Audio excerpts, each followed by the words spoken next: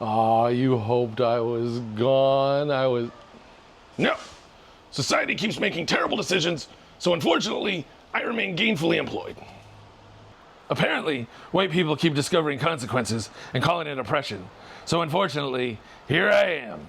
Jimmy, maybe don't. No, roll the clip. Let them see what you're talking about. Isn't it funny how I make the claim that literally just a word turns black people insanely violent? And so one guy decides to argue, oh yeah, well then how about you go say it in one of those neighborhoods? Bet that won't fly.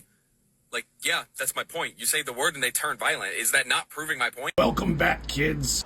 Today's lesson is called How Racism Magically Becomes Free Speech the Second Accountability Shows Up. So this dude's online going, I can't say the N-word because black people will get violent. And then somebody says, okay, then go say it in a black neighborhood. And this man goes, thanks for proving my point. Brother! No, they proved your survival instincts worked. That's different.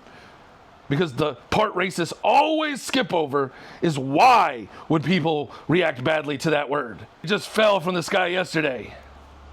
No history, no violence, no slavery, no segregation, no lynchings, no dehumanization. Just wow, people are so sensitive for some mysterious reason. Amazing. That's like slapping somebody in the face and then acting shocked that they didn't compliment your wrist strength. Jesus Christ, Jimmy. No! Because what really kills me, or would kill me if I possessed mortal organs, is how these guys always frame racism like they're the victim. Why can't I say it? Brother, because language has meaning.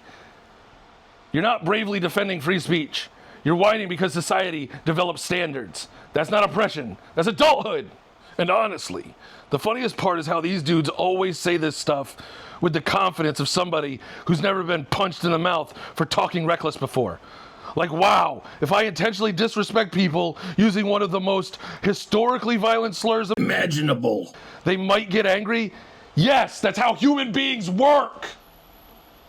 You know what's absolutely bonkers?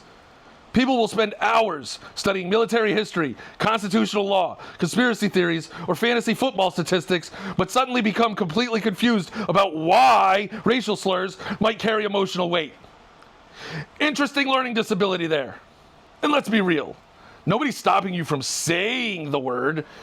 People are warning you about consequences. They are not the same thing. Freedom of speech was never meant freedom of social reactions. That's toddler logic.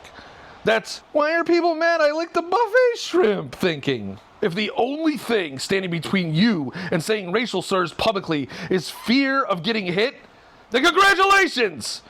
You are not morally evolved. You are environmentally trained, like a raccoon learning not to touch the electric fence. Wait, what's with the raccoons again?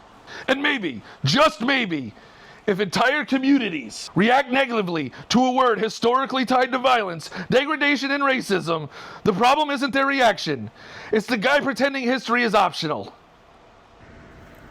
Well, you heard the man. And remember, little Jimmy's learning lessons at Little Jimmy's Learning Corner, where education is mandatory. And originality takes effort.